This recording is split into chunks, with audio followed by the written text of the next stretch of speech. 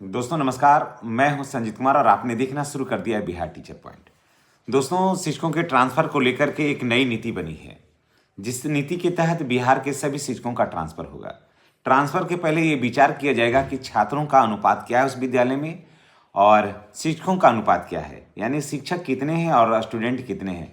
नामांकन के आधार पर शिक्षक अगर रहेंगे बराबर, तो फिर वहाँ पर ट्रांसफ़र वैसे नहीं होगा। उसके लिए फिर आपको एक ऐसे साथी को ढूंढना होगा जो आपका म्यूचुअल ट्रांसफ़र हो सके। जी हाँ, इतनी आसानी से अब ट्रांसफ़र नहीं होगा, यानी कि कहने का मतलब ये होगा कि छात्र और शिक्षक का अनुपात में ही ट्रांसफ़र होगा और इसके लिए एक कमेटी बनी है और जिसमें शिक्षकों का स्थानांतरण के लिए नई नीति आएगी और इसमें समानुपातिकरण होगा। तो चलिए इसमें क्या कुछ है। अगर आप मेरे चैनल पर नए हैं तो चैनल में को सब्सक्राइब करिए, बेल आइकन को दबाइए ताकि वीडियो का नोटिफिकेशन आपको मिलता रहे। सबसे पहले बात करते हैं कि इसके लिए क्या नीति बना है, इसके बारे में हम आपको बताते हैं। थोड़ा अखबार का कटिंग ले लेते हैं, उसके बाद हम आपको बता रहे हैं कि राज्य में सरकारी स्कूलों में शिक्षकों का स्थानांतरण के लिए नई नीति बनी है और स्कूलों में शिक्षकों की संख्या के लिए मानक मंडल बनेगा। इसके तहत स्कूलों में शिक्षकों का समानुपातिकरण होगा, यानी कि इसके लिए शिक्षा विभाग ने एक कमेटी गठित की है और शिक्षा विभाग के सचिव कमेटी के अध्यक्ष होंगे और माध्यमिक शिक्षा निदेशक कमेटी का सदस्य बनाया गया है। माध्यमिक शिक्षा निदेशक कोसी प्रमंडल के क्षेत्रीय उप निदेशक अमित कुमार और बिहार शिक्षा परियोजना परिषद के अपर राज्य परियोजना निदेशक रविशंकर सिंह एवं माध्यमिक शिक्षा के उप निदेशक अब्दुल सलाम अंसारी कमेटी के सदस्य बनाए गए हैं।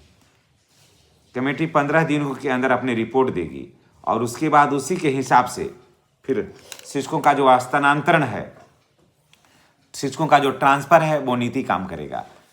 और अब ये नहीं है कि जैसे क्या हो रहा था कि शिक्षक बड़े पैमाने पर यहाँ से दूसरे स्कूल जा रहे थे, है ना, और शिक्षकों की संख्या कम हो जा रही थी और दूसरे विद्यालय में जा रहे थे तो अगर संगीत के शिक्षक हैं तो दो संगीत के शिक्षक ही हो गए, है ना। उर्दू के शिक्षक हैं तो वहाँ 2 उर्दू के शिक्षक हो गए।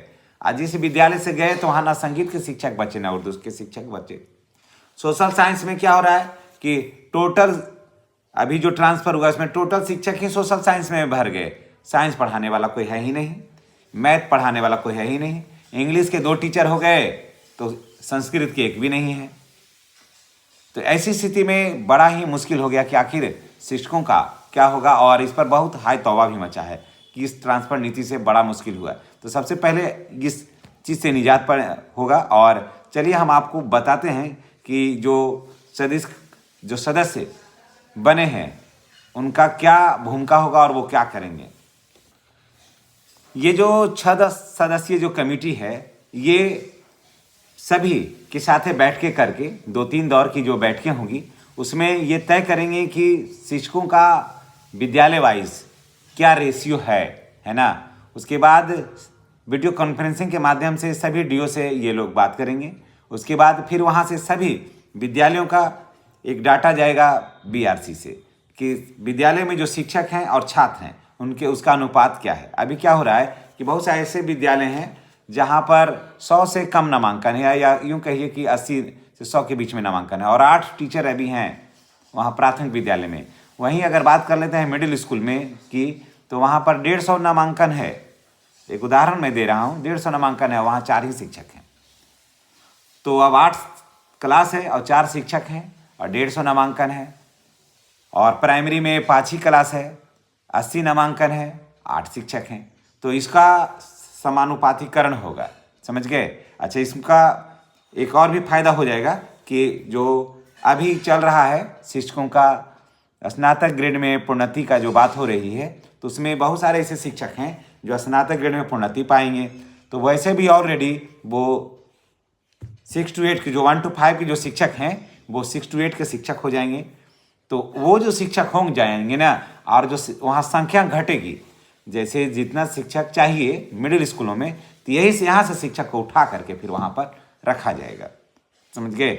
और यहाँ पर अगर नियोजित शिक्षक रहेंगे तो आराम से यहाँ से नियोजित शिक्षकों को उठा करके उसी पंचायत वही रहेगा, यहाँ से शिक्षकों को उठा करके दूसरे मिडिल स्कूल में जहाँ सीटें, जहाँ बच्चे अधिक हैं और शिक्षक कम हैं, यहाँ से उठा करके वहाँ पर उनको रखा जाएगा। तो ये समानुपातिकरण होगा। और वहीं अगर मिडिल स्कूल से मिडिल स्कूल में जाना है तो वो और भी ज़्यादा आसान हो जाएगा कि उनका ट्रांसफ़र लेने की प्रक्रिया वो तो पूरे प्रखंड में भी कहीं किया जा सकता है। पहले इस पर फोकस होगा, जब सब कुछ समान होगा उसके बाद सरकार आगे की रणनीति तय करेगी। अब देखिए ये जो 6 सदस्यीय समिति जो है, ये इन लोगों को कहा गया है कि आप 15 दिन के अंदर आप अपना मंतव्य दें, अपना विचार दें और ट्रांसफ़र के लिए क्या कुछ होगा इस पर आप मंथन करके हमें दीजिए, विभाग कहा है। लेकिन अब सवाल ये उठ रहा है कि एक तरफ अब जनगणना का ट्रेनिंग शुरू हो रहा है। आप विभिन्न माध्यमों के माध्यम, विभिन्न अखबारों के माध्यम से, चैनलों के माध्यम से आप देखे होंगे, टीवी पर आप देख रहे होंगे कि हो रहा है जनगणना का प्रशिक्षण। इसी बीच में आ रहा है ट्रांसफ़र की नई नीति। अभी देखिए कि दोनों के बीच में का जो डिफरेंसेज है, दोनों के बीच में तालमेल कैसे बनता है और बैठता है। हाँ, एक ही पंचायत में अगर ट्रांसफ़र होगा तब तो बातें कुछ बन सकती है, लेकिन अगर प्रखंड वाइज अगर बाहर हो निकलेंगे लोग तो फिर तो बड़ा मुश्किल हो जाएगा। चाहे एक ही प्रखंड से दूसरी जगह चल जाएंगे, पंचायत बदल जाएगा, गांव बदल जाएगा, तो भी काफ़ी मुश्किल हो जाएगा, क्योंकि हर गांव का एक अलग अलग अपना अपना नजरी नक्शा होगा, अलग अलग उसका रिपोर्टिंग होगा, उसका वार्ड संख्या अलग है, सारा कुछ है, तो घर का गृह संख्या अलग है, तो सारा कुछ तो बदल जाएगा। तो अब ये देखना दिलचस्प होगा कि इसमें क्या होता है। और बड़े पैमाने पर अगर ट्रांसफ़र की जो प्रक्रिया है, जैसे दूसरे जिला में जाना, तो ये कमेटी क्या निर्णय देती है इस पर यह निर्भर करेगा। और बीच में तो ऐसे सारा कुछ अभी बिहार में सामान्य था, बीच में जनगणना जो है ना, ये एक बहुत बड़ा अड़ंगा निकल कर आ गया है ट्रांसफ़र को लेकर के। अब इस पर सारा कुछ इस कमेटी को ही दे दिया गया है कि आप इस पर 15 दिन के अंदर आप हमें रिपोर्ट दें और उसके बाद फिर ट्रांसफ़र की जो प्रक्रिया है वो प्रारंभ हो जाएगी। क्योंकि देखिए सरकार सबको ट्रांसफ़र दे रही है, चाहे आप किसी भी कोटि के शिक्षक हों, और मनपसंद ट्रांसफ़र देने की बात सरकार कही है। और अभी थोड़ा सा राजनीतिक उथल पुथल भी है। अभी ये भी कहना मुश्किल हो जा रहा है कि बिहार में अभी क्या होगा, कौन मुख्यमंत्री बनेंगे, कौन शिक्षा मंत्री बनेंगे, कौन ACS होंगे, कारण कि सब बदलेंगे। ये चीज़ जान लीजिए, सुनील कुमार जो हैं वो अभी शिक्षा मंत्री वर्तमान में, उनको रहने का संभावना मात्र 5% है, 95% है कि हट रहे हैं। अभी जो ACS हैं ये भी जा रहे हैं दिल्ली, तो यहाँ भी बदलाव के संकेत मिल रहे हैं। सूत्रों के हवाले से ये भी खबर आ रही है कि ACS भी बदल रहे हैं। तो ये कारण कि ये पूर्ण रूप से तो है नहीं, ये अंशकालिक ACS हैं, इनको पूरा प्रभारी के तौर पर काम कर रहे हैं, तो ये भी दिल्ली जाने का इच्छा जाहिर किए हैं। तो देखिए अब नया ACS कौन आते हैं ये तो आने वाला वक्त बताएगा, और उसके बाद शिक्षा मंत्री कौन होंगे ये भी आने वाला वक्त बताएगा, क्योंकि ये भी शिक्षा मंत्री संभवतः नहीं रहेंगे। और नया मुख्यमंत्री कौन होगा, यानी कि सब कुछ अभी बिहार में जो है ना वो अस्थिर है, इसलिए सब कुछ पर निगाह रखना होगा और थोड़ा आपको अपडेट भी रहना होगा।